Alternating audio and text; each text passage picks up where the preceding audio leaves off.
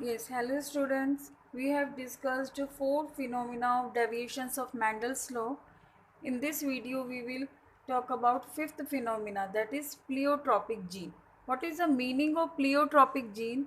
The gene which controls more than one character. अगर हम multiple alleles की बात करें तो वहाँ पर क्या होता है कि एक करेक्टर को कंट्रोल करने के लिए बहुत सारे एलिल्स होते हैं, लेकिन यहाँ पर क्या है कि more gene which controls more than one character, एक ऐसा जीन जो one more than one character को कंट्रोल कर रहा है, और मल्टीपल एलिल्स में single character is controlled by more than one allele. तो यहाँ पर हम देखते हैं उस जीन को क्या कहते हैं, pleiotropic gene. Example is Drosophila. Drosophila is a fruit fly. In this fruit fly, single gene controls three characters: shape of wings, shape of abdomen, and color of eyes. ये कैसे देखा कि एक जो वाइट आइड जो Drosophila थी, white colour की, जिसके आईज वाइट कलर की थी, उस वाइट आई ड्रोसोफिला की जो विंग्स थे और एब्डोमन जो था कॉइल्ड था, और विंग्स जो थे वो वेस्टिजियल थे, स्मॉल थे। तो क्या पता लगाया कि इसमें से कि जो one gene which control more than one character, कि एक सिंगल जीन ही है ये इन तीनों करेक्टर को कंट्रोल कर रही है। ऐसे सिमिलर किस में है, पी प्लांट्स में colour, flower colour, seed coat colour,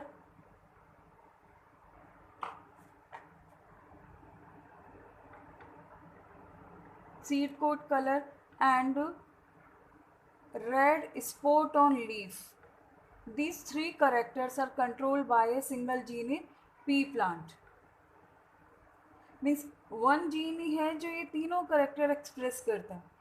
यहाँ पर भी ड्रोसोफिला में भी एक सिंगल जीन था जो ये तीन करेक्टर शो कर रहा है, बट मैंडल ने क्या कहा था, one character is control by one gene, या one gene is control by one gene controls one character.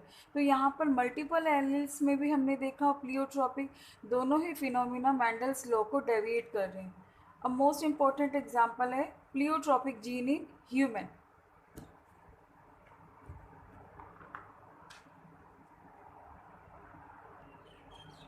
In human और प्लियोट्रॉपिक जो जीन होता है वो है हीमोग्लोबिन एस। यहाँ पर एक ये जीन जो है ये हीमोग्लोबिन की शेप, आरबीसी की शेप को कंट्रोल करता है। देखिए आरबीसी की जो हम नॉर्मल शेप देखें तो वो बाय कॉनकेव होती है, लेकिन यहाँ पर जिसमें हीमोग्लोबिन एस ये जीन हो उसमें आरबीसी की शेप ऐसे सिकल शेप होती है। कैसी हो जाती है, सिकल शेप।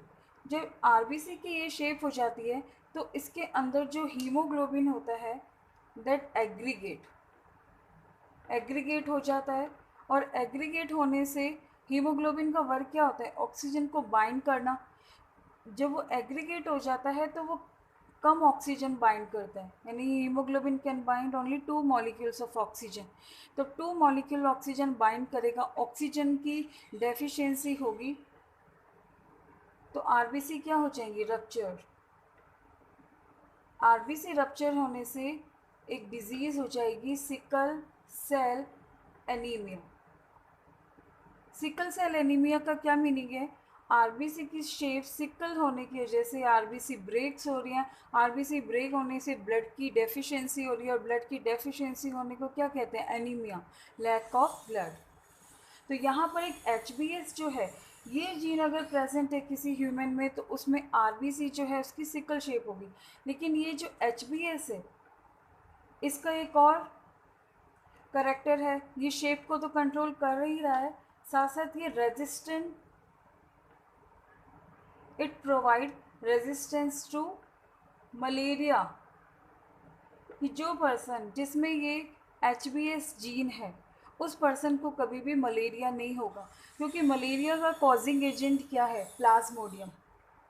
और Plasmodium can not survive in sickle shaped RBC. Plasmodium falciparum Plasmodium falciparum can not survive in sickle shaped RBC. तो यहाँ पर शेप को कंट्रोल कर रहा है, रेजिस्टेंस प्रोवाइड कर रहा है, साथ साथ ये एच जो जीन है ये जो टिश्यूज़ जो हैं उन ऑर्गन्स को भी कंट्रोल करता है, कि जैसे shape of bones, liver, kidney.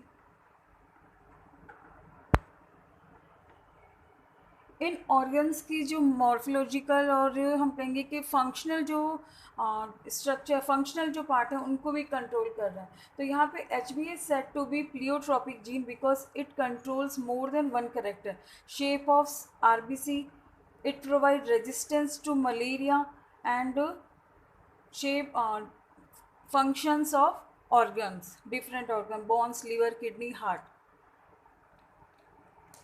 A person with homozygous HBS gene cannot survive. It is lethal in homozygous condition. We can understand it following example. See, a person is having HBS, homozygous HBS. S यहाँ पर HB is hemoglobin and S represent sickle shaped cell of RBC. HBS controls sickle shaped of RBC. When this gene is in homozygous condition, that person is lethal because he or she dies. Second is, if HB is in heterozygous condition, HB is normal hemoglobin and HBS is sickle shape control hemoglobin or gene, that person will be carrier, not affected. RBCs are some RBCs are biconcave and some RBCs are sickle shape, so he or she can survive. HB is normal, RBCs are normal.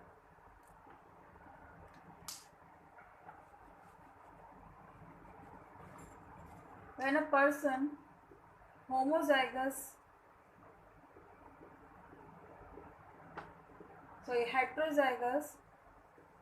father and heterozygous mother, what will be the genotype or phenotype of progeny? So here there are two possibilities of gamete. One gamete is having sickle shaped RBC and other gamete is having normal RBC shape controlling gene.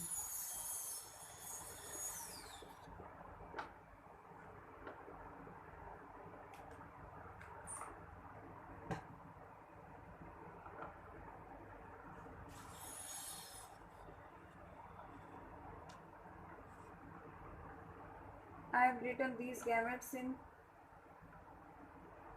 Punnett square method or checkerboard method.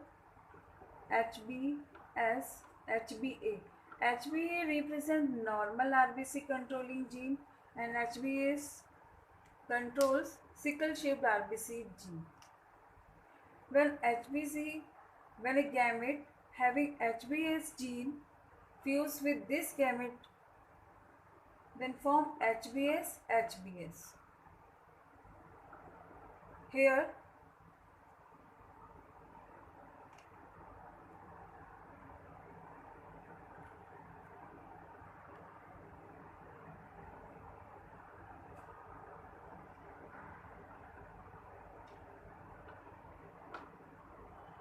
HBA, HBS, HBA and HBA, HBA.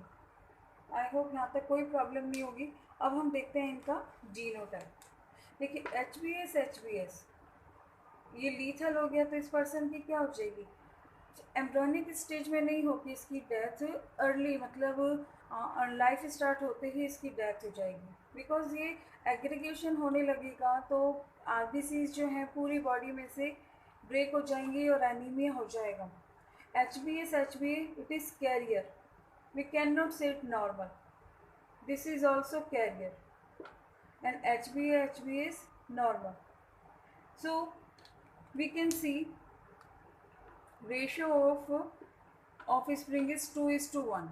This is modified ratio because one progeny which having HbS homozygous HbA, he or she will die. So modified ratio is 2:1. 2 are carrier and 1 is normal. So this gene, this pleiotropic gene controls 3 characters. First, sickle shaped.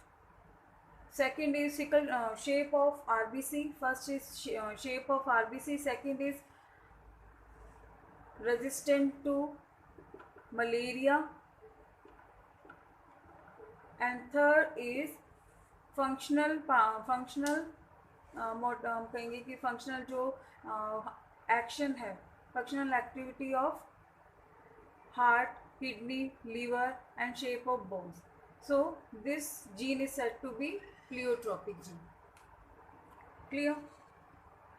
ये जो gene है HbS, this mostly found in Africa, haemoglobin S. So their person are resistant to Plasmodium falciparum. Now we will see last phenomena of Mendel's deviation, that is polygenes. Polygenes are when one character is controlled by many genes. When one character is controlled by many genes, these genes found on separate chromosomes. These all genes contribute equally and produce their effect. That is called polygene. Poly means many, gene means allele और gene. अब देखिए what is difference between polygene and multiple alleles. देखिए multiple alleles भी क्या कर रहा था, single character को कंट्रोल कर रहा था, बट उनके जो क्रोमोसोम जो जीन थे वो सेम क्रोमोसोम पर प्रेजेंट थे. जैसे हम कहेंगे कि जो ब्लड ग्रुप को कंट्रोल करने वाले एलिल्स थे, they found on same chromosome. But here यहाँ पर जो सिंगल करेक्टर है, single character is controlled by many genes which are present on separate chromosome, which are present on different chromosome. तो यहाँ पर इस लाइन को ध्यान रखना, दैट इज कॉल्ड पॉलीजीन. और these all genes contribute equally and produce their effect. Example, skin colour in human. This character is controlled by more than 3 or 4 genes.